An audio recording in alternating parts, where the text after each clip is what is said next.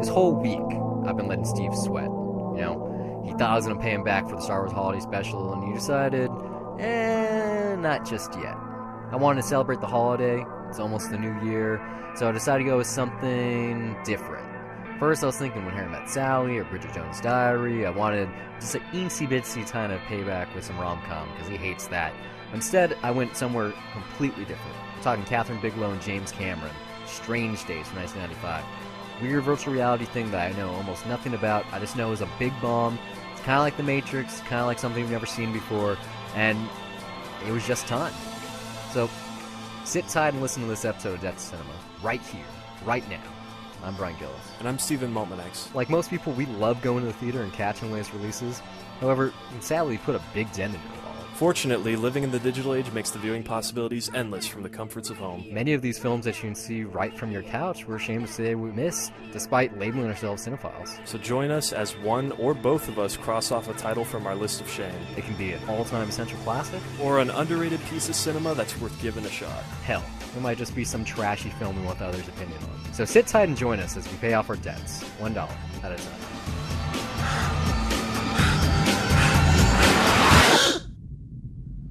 Have you ever jacked in? Have you ever wire-tripped? No? A virgin brain. Well, we're gonna start you off right. This isn't like TV, only better. This is life.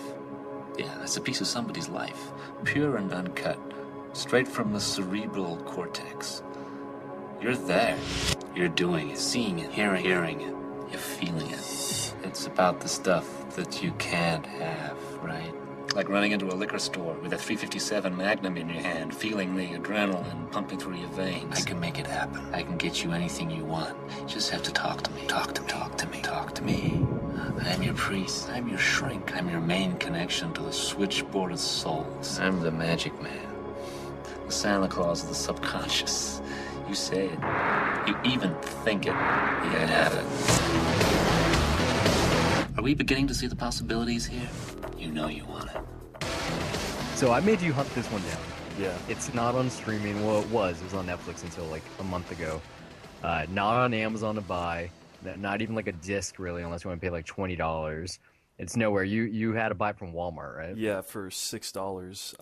Non-anamorphic DVD, and that's bare bones. Did it even have a trailer attached?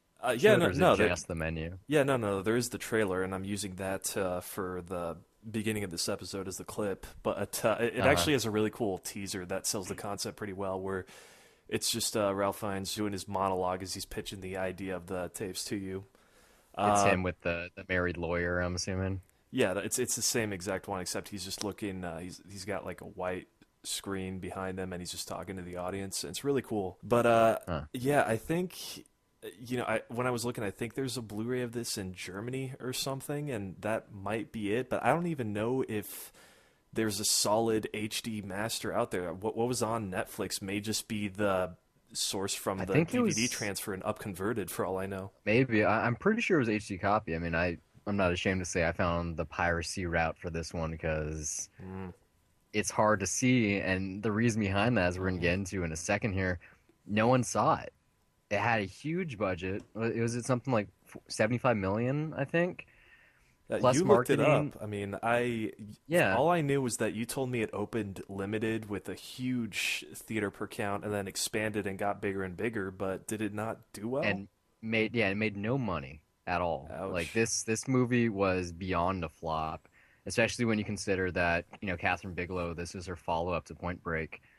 Let me find the number right here. I know it's pathetic. So yeah, the budget, like worse than Waterworld numbers. Yeah, the budget was $42 million, and its overall box office at the end was 7.9. Wow. Yeah, at the time that's not good for Lightstorm Entertainment either, because they had Titanic. Which was being predicted like to bomb 2 years after this. Then yeah. Yeah, so not a good time, I guess, for Cameron financially. But I mean, it's a perfect time to watch this, though. I mean, how cool is it that we watched this on December 30th?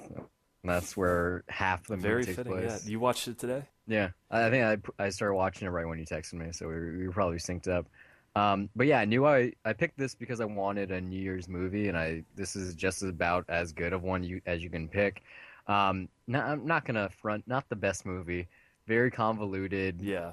kind of boring, way too long. It's 2.5 hours. It could have easily been an hour and 50, but really interesting concept, especially right now. I mean, and then you can throw in the political stuff with the climate of, these black people getting shot down in the movie, which is, unfortunately very relevant to what has it's been still happening relevant. this year. Yeah, James which Cameron was inspired by the Rodney King trial. in many ways, with VR and everything Hmm. happening right now, which of course this is going into, as with all science fiction, the dark side of what are the dangers of technology progressing. Which, I mean, yeah, that's part of why this freaks me out. Is I don't want to get my brain fried, or at the very least, I don't want to. Possible. I mean, that is kind of scary. I'm pretty sure we'll be able to plug our brains into the internet, and that's what creeps me out. But Well, I mean, the way they do it here, it seems like that's what we have to get done. And just to think that they were doing, well, we're assuming that no one out there's seen this because, like I said, it's very hard to track down. yeah, They I mean, do, you can't, I don't know, yeah. like 10 different first-person perspective shorts that kind of play like found footage stuff, Hmm. kind of like in VHS. In the first one where the guys wearing the glasses, it's just like that. It feels like a one take, very action oriented, very quick. Like they're not cutting much at all. Like, I don't know about, And speaking of that they opening don't. take though, was Uh-huh. that, do you think that was done like in a whole single I take? think they had no. I I, think there was a there couple were, tricks on the yeah, there were stairs. probably some quick pans in there, but like I did, Yeah. I know on the DVD there is the only featurette I think is how they did that opening take. Hmm. So, but I don't know if it's done for real. I mean, there's definitely, if I have to guess, if it is like multiple shots in there, then there's probably like 3 or 4. Yeah, I think it's like Yeah, three. yeah. And it's done so well. Even the stuff that's there, it's still really impressive. I was doing some research. Apparently, Lightstorm made their own rigs for this because this is pre-digital, so they're using 35, and they have apparently a camera. I gotta find a picture of this. But it like fits in the palm of your hand, and you can still change the lenses out on it. There's no viewfinder, but they had like one wirelessly, like that they could watch. And like almost everything else in the film is Steadicam. But yeah, I have to track down some behind the scenes footage And yeah, or I'm gonna look into that. But honestly, when you think about it, and I might be wrong. There could be other examples I don't know about, but Kathryn Bigelow, between this and Point Break, I would say yeah. that when you look at how Foot Chases has been shot last decade and even today in action movies, she's probably easily the most influential director that set that style. Am I out of line here? Or I don't know. No, yeah, like Yeah, I do get that despite this feeling. movie not being the easiest thing to follow, it's directed really damn well, especially with not having many action set pieces. The majority of it is conversation, but there's some good chases. There's some hand-to-hand combat. Really cool limo scene right in the middle. But I want to love this movie. There's so much that they got right 20 years ago, especially with the VR stuff. Like it feels With like the if they exception that they can, have discs in there. well, not just disc, mini discs, Yeah, like which is a format that I every think movie, still yeah. exists that Sony still makes. Well, every movie that looks into the future, they never ever took into consideration the idea of Wi-Fi happening. But other than Well, that, everyone the else is pretty internet much spot on. alone, I mean, internet was kind of a big concept that It didn't was catch on there either though. yet. It was there. It's not really, like not in the way that it exists now. No, no, no. But Like you could Wikipedia, send okay, emails out. That's a big thing. but like not really. Like you saw Steve Jobs when they're talking about the next computer and how you can send emails to one another with like text files and pictures embedded. Like that didn't exist until they came up with that in the mid to late 90s. So that was coming off the ground right when this movie was probably in pre-production. But yeah, just the concept, because this isn't virtual reality as we come to know it with a head-mounted display blocking out all light and seeing something to the ends of your periphery and kind of experience it. This is total like cerebral immersion where you have to close your eyes and you can like smell and feel and like experience the same emotions that people that are wearing the device are recording with. Um, It'd be really cool if we get a rig like that. I think it's possible. I mean, but yeah, then it's really scary, especially some of the bad stuff that happens to people because of that in Well, this yeah, I mean, movie. it does a good job of showing what I think is plausible as far as if and when that happens, what people would use that for, but then also gives a very, very extremely dark, messed up look at the word. Yeah, I mean, just that first that one clip where she's just forced to see herself getting. That is really cool concept, though.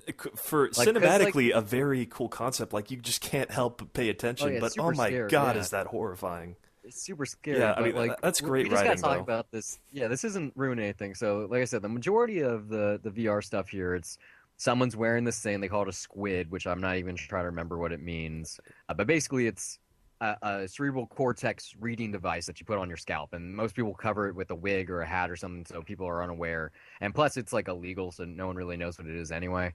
And then you have to record it with a mini disc player that's like on your person. And so in this one scene, this guy you don't know is a hidden identity.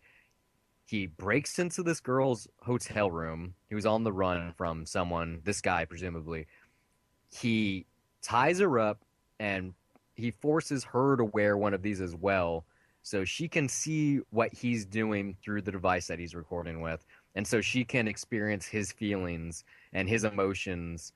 And so it's like she's getting turned on watching him getting turned on by her while he's about to rape and kill her, while also feeling her emotions at the same time. I mean, it's very, what's interesting is just on a performance level, I guess, how when you see like someone just with their eyes closed having this thing on, particularly Ray Fiennes, like near the end, just being horrified and at the same time just kind of turned on. It's very, very creepy and unnerving to watch. But I mean, I gotta just to call the movie out on this. If you're looking for a look into the future, this is cool, but the fact that this was made in 1995, it's about 2000, and it's only it's about Y2K. I mean, and that we've come that far within 5 years, and even then there's voicemails that are able to transcribe the words on the screen. You could do that. Wouldn't that be more expensive at that point, though? I guess, but I mean, if they have the technology for the hardwired and the squids, you think that would be nothing? Well, it seemed like a lot of future tech kind of advanced. There's some really bizarre stuff going on here, because like I can understand now why people, or at least Netflix, like kind of describe this as like a pre-90s version of the Matrix, because it has similar things going on. Like there's certain parallels in just the device that people watch this for anyway, the squids, like, that someone's jacking into you and you're in the Matrix and you feel all these things, and if you die, it's something similar there. I was gonna also say Blade Runner. I mean, just definitely Blade Runner. I mean, it's weird because it's not anywhere close to that, but there's definitely is that kind of dystopian feel. It's really weird to describe, because it's it's not necessarily present visually, but the vibe is there. It kind of is. Although by the design of the traveling somewhere, they're they have to put up their ID when they're driving through a barricade, and I mean, I guess also the design of the squid definitely adds to that. Yeah. I mean, the police brutality that we have, like in actuality, in the real world right now in the United States, it's pretty bad. But in this film, it's far worse. Like, it's one of those. It's kind of like Batman and Robin, or Batman Forever. I mean, Batman and Robin, not more so, when there's like the street gangs and they're going all crazy, and so you have to have this like overpowered police force to take charge and mess them up. Well, it's definitely militarized in this. Anytime you see a cop in this movie, they're always doing something bad, and then there literally are two bad cops, William Fichtner and Vincent D'Onofrio, who do a really good job at being guys that you really don't like. Well, I mean, if there was anyone else to do it, they usually play that character. Yeah. I don't know, it's probably the earliest stuff that they've done, because I can't think of anything. Vincent D'Onofrio was in Full Metal Jacket. Other than that, I mean, that's the big one. But William Fichtner is probably one of his first movies. Yeah, I can't. I mean, people that name was also probably don't know who he is. You gotta go. The bank vault guy from Dark Knight. Oh, okay. That's that's his one credit. Or Phil Yagoda on Entourage. Like that. Those are his two big things. I feel like that's, even though he was one of the pilots in Armageddon, I feel like the Dark Knight's the big one that most people recognized him from, or at least people our age. Wasn't he also in Ninja Turtles? He was in something recently. Yeah, he still was in Ninja Turtles. He was in Ninja Turtles, right? Yeah.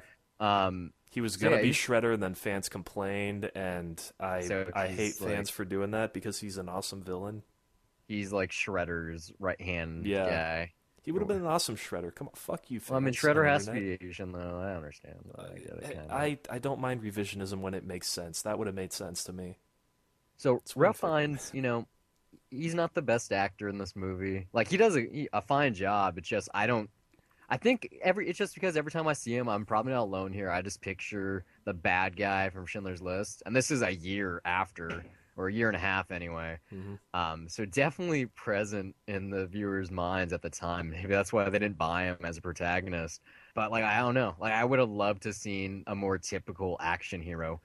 Well, like, there was rumors that Schwarzenegger would have been the star, and I think that would have been awesome. I don't know. I think some like Total Recall or 6 Day stuff. For some reason, with Schwarzenegger, it's hard for me to imagine that because it's hard to picture Schwarzenegger being the flawed hero. You know, Ray Fiennes. I get what you mean, but I do feel like, especially it is weird because I can't think of anything else that he does with an American accent.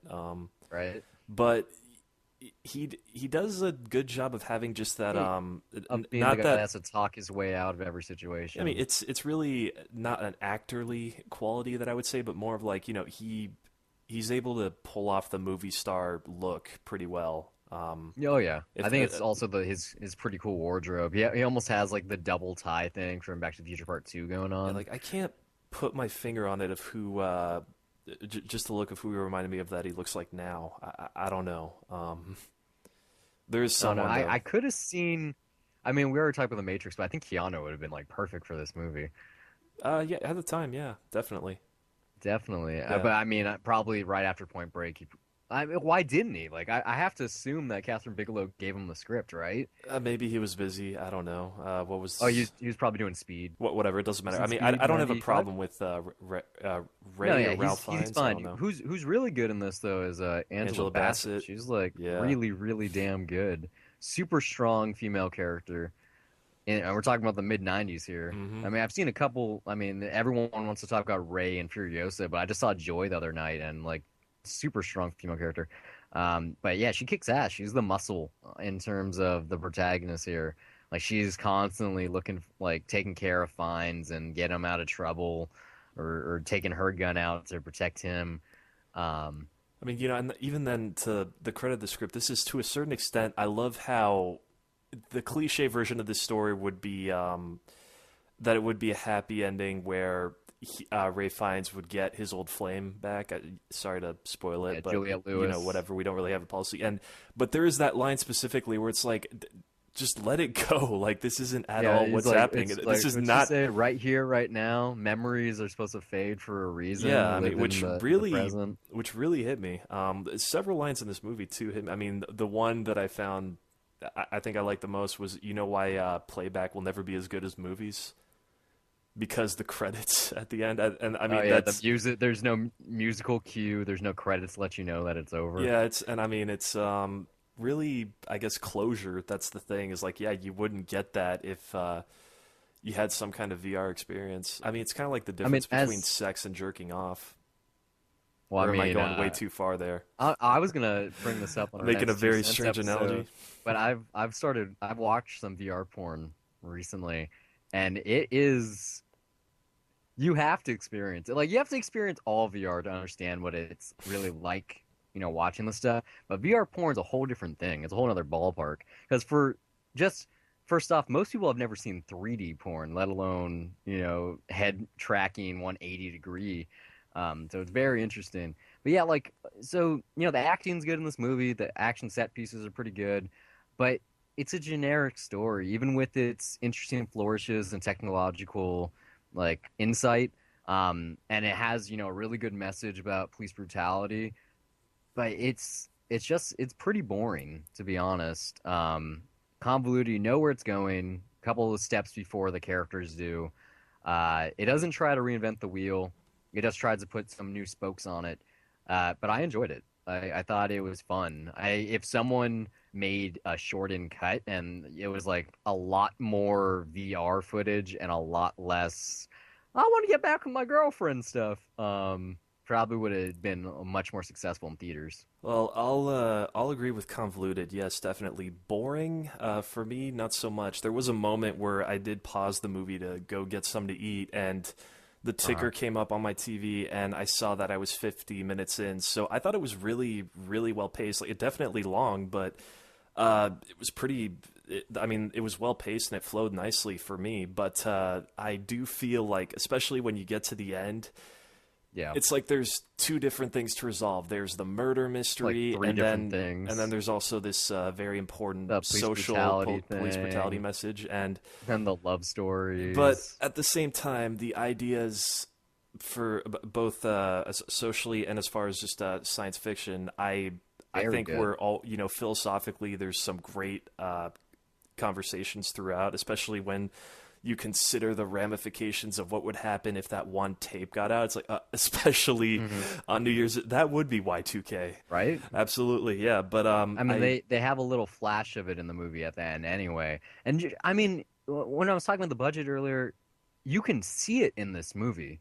There's so much crowd footage, like especially at the end when they're having the New Year's Eve party. Oh yeah, you don't get that anymore. There's so many damn extras. Like they have crane shots and helicopters with confetti falling down from the sky and live bands playing. Apparently they had like a real rave for the one in the middle. Like it just has a much bigger level of just scale, even though it's, you don't get movies like that anymore. I mean, these days it's just you get a few extras and then you get a green screen background and defocus everything where there's a bunch of people put in. No, it's like everything is there. Like you feel it. It is a big movie. They try to do a lot in the runtime, and not enough of it succeeds. At least they try. They're shooting for the stars. I mean, James Cameron, he wrote this screenplay. He came up with the story on his own. He did edits towards the end. I mean, it's Lightstorm, so it's his baby. It's Kathryn Bigelow was still his wife at the time, I believe. And so, there's a lot of good stuff here. It's sad to say that it doesn't really hit home. Like, I wish it did, though. I really, really want to love this movie. I mean, I don't feel it's perfect. I do. It's not great, but it is really good, and I hardly have any bad things to say because I tend to admire ambition more than even if the final product tends to not end up wrapping up perfectly. There's still enough here that I'm still able to remember, and it's quite a bit of food for thought for me. So I do think it was really good. I'm not mad about the $6 that I spent at Walmart, and I'll look into seeing how that opening shot was done in a bit. But if you are able to check it out, I think it's really good, and it's still, unfortunately, it's relevant. I'm not gonna say that in a praiseworthy way, because usually when you say that about older movies, that's always a bad thing, that it's still relevant, but it's definitely worth checking out. Well, thanks for listening, guys. I hope it's been a pleasure. If you enjoyed it, you can find updates and when episodes go live on Facebook and Twitter at Dollar Reviews. You can follow me personally on Twitter at Brian Gillis, that's BryonGillis, and also under the same name on the lovely site Letterboxd, which acts as my film diary, where I rate the films I watch on an almost daily basis, write the occasional review, and even sometimes compile lists. You can also find me on Twitter at S_MTX, and also follow my film diary at letterboxd.com. My username is also S_MTX. There I log everything I watch and sometimes write brief reviews. If you'd like to contribute some talking points, maybe send us a film or two that you'd like for us to review, or just some feedback of any sort, you can do so by sending us an email to dollar.review@gmail.com. And if you want to hear more of us, you can find our entire archive at dollarreviewspodcast.wordpress.com. We're also on iTunes, where you can download episodes and listen to us anywhere, and you can also hear us on SoundCloud and TuneIn Radio just by searching Dollar Reviews. Until next time, keep the change.